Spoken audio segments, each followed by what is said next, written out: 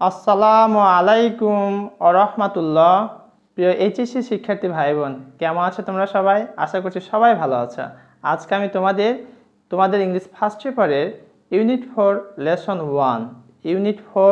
Lesson 1 এই chapter থেকে adolescence যে প্যাসেজটি রয়েছে এখান থেকে কিভাবে করে ফ্লোচার্ট কমপ্লিট করা যায়। আর ফ্লোচার্টটি হচ্ছে এই অ্যাডোলেসেন্স অর্থাৎ কিশোর কিশোরীদের বয়ঃসন্ধি কাল, এই সময়টার বৈশিষ্ট্যসমূহ কি কি, এই বিষয়ে যে ফ্লোচার্টটি রয়েছে সেই ফ্লোচার্টটি আজকে আমি তোমাদের এই ক্লাসে উপস্থাপন করব। আর তোমরা জানো ফ্লোচার্ট হচ্ছে চিত্রের বা তথ্যের মাধ্যমে ধারাবাহিক যে উপস্থাপন, অর্থাৎ অ্যাডোলেসেন্স একটা পিরিয়ড যেটা 13 বছর থেকে শুরু করে 18 বছর পর্যন্ত চলে। এই সময়টাকে বলা হয়েছে অ্যাডোলেসেন্স পিরিয়ড। তো এই অ্যাডোলেসেন্স পিরিয়ডের ক্যারেক্টারিস্টিক কী, বৈশিষ্ট্যসমূহ কী কী, সেগুলো আজকে ধারাবাহিকভাবে আমরা ফ্লোচার্টের মাধ্যমে উপস্থাপন করব। পাশাপাশি আমি তোমাদের এই প্যাসেজটির বাংলা অর্থ এবং কিভাবে করে এই ফ্লোচার্টটি আমরা এই প্যাসেজ থেকে পেতে পারি, অবশ্যই তোমাকে প্যাসেজ ফলো করে ফ্লোচার্ট লিখতে হবে। সেটা কিভাবে লিখবো আমরা, তো চলো আমরা দেখে নিই কীভাবে করে, কোথা থেকে আসছে এবং কত সহজেই আমরা ফ্লোচার্টটি উপস্থাপন করতে পারি অথবা লিখতে পারি। দেরি না করে চলো আমরা বাংলা অর্থ পাশাপাশি শেষে আমরা ফ্লোচার্টটি উপলব্ধি করি।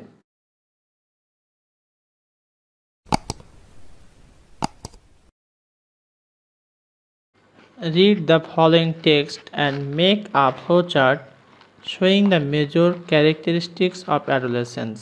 Adolescence হচ্ছে বয়ঃসন্ধিকাল। এটি 13 থেকে যে 18 বছর বয়স, এই সময়টিকে বলা হয়েছে অ্যাডোলেসেন্স পিরিয়ড।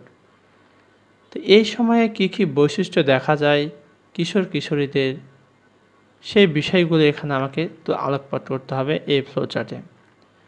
এটি হচ্ছে ইউনিট 4 লেসন 1। এখানে মাস থাকবে 5টি আমাকে ফ্রেজ লিখতে হবে।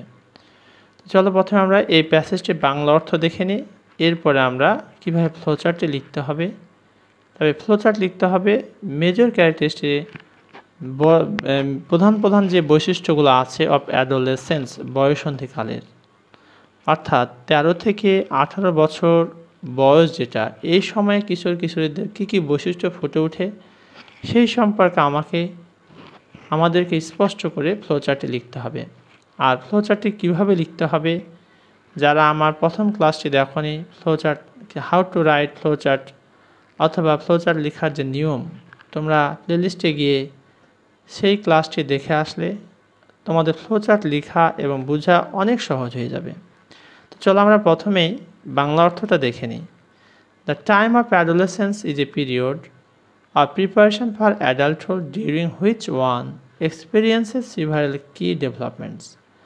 The time of adolescence, বয়ঃসন্ধিকাল সময়টা, ইজ এ পিরিয়ড, একটা সময়, অফ প্রিপারেশন, প্রস্তুতির, বয়ঃসন্ধিকাল হচ্ছে একটা প্রস্তুতির সময়, for adulthood, during which one, অ্যাডাল্টহুডের জন্য, ডিউরিং হুইচ ওয়ান, যেখানে একজন এক্সপিরিয়েন্সেস, অভিজ্ঞতা অর্জন করে, সিভারেল কি ডেভেলপমেন্টস, কয়েকটা প্রধান তার অভিজ্ঞতা সে কী করে, অর্জন করে।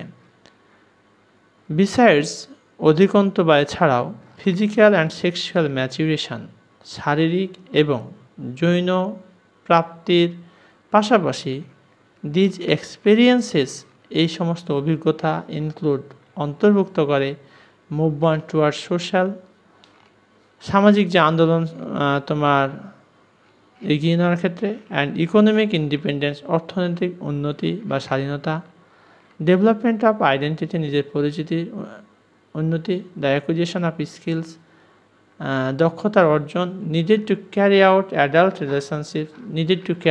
অ্যাডাল্ট রিলেশনশিপ বা বয়স্কদের সাথে যে সম্পর্ক সেটা এগিয়ে নেওয়া, and roles and the capacity for abstract reasoning, এই বিষয়গুলি। হোয়াইল অ্যাডোলেসেন্স, যেখানে বয়ঃসন্ধিকাল, ইজ এ টাইম, একটা সময়, অফ ট্রিমেন্ডাস গ্রোথ, ভয়ঙ্কর বৃদ্ধির, অ্যান্ড পটেন্সিয়াল, সম্ভাবনা, অর্থাৎ বয়ঃসন্ধিকাল এমন একটা সময় যে সময়ে ভয়ঙ্কর গ্রোথ দেখা দেয়, দ্রুত বেড়ে যায় ছেলে মেয়ে, অ্যান্ড পটেন্সিয়াল, সম্ভাবনাও দেখা দেয়। It is also a time of considerable risk, এবং এটা পাশাপাশি রিস্কও রয়েছে এই সময়টাতে। During which social context exerts, powerful influences, যেখানে সমাজ গুরুত্বপূর্ণ ভূমিকা রাখতে পারে।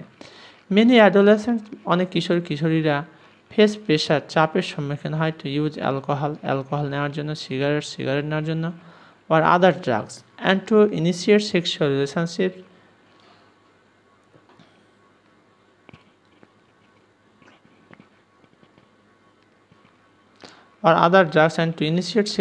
এবং শুরু করে যৌন সম্পর্ক, putting themselves at high risk for intentional or unintentional injuries, unintended pregnancies মানে অনিচ্ছাকৃত তোমার গর্ভধারণ, and sexually transmitted infections, and sexually যে তোমার ইনফেকশনের যে তোমার transmission, including the human immunodeficiency virus, HIV, H হচ্ছে হিউম্যান, আইতে হচ্ছে ইমিউনোডিফিসিয়েন্সি, আর ভিতরে হচ্ছে virus, human immunodeficiency virus. Many also experience, অনেক অভিজ্ঞতা অর্জন করে wide range of adjustment and mental health problems, এবং শারীরিক যে সমস্যাগুলো হয় সেই বিষয়গুলো তারা কী করে এখান থেকে অভিজ্ঞতা অর্জন করে আর কি।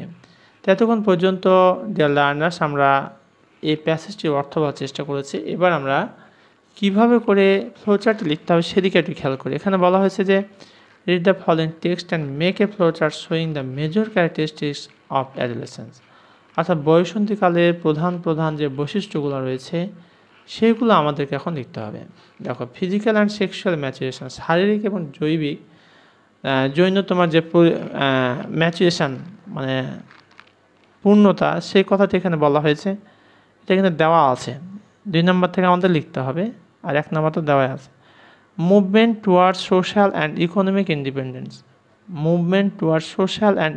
ইন্ডিপেন্ডেন্স, অর্থাৎ আন্দোলন towards social and economic independence, আর্থিক যে তোমার স্বাধীনতা, সেই বিষয়ে তাদের তৎপরতা এই সময় দেখা দেয় আর কিশোরীদের।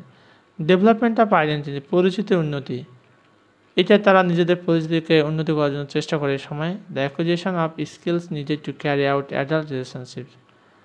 তবে roles and capacity for abstract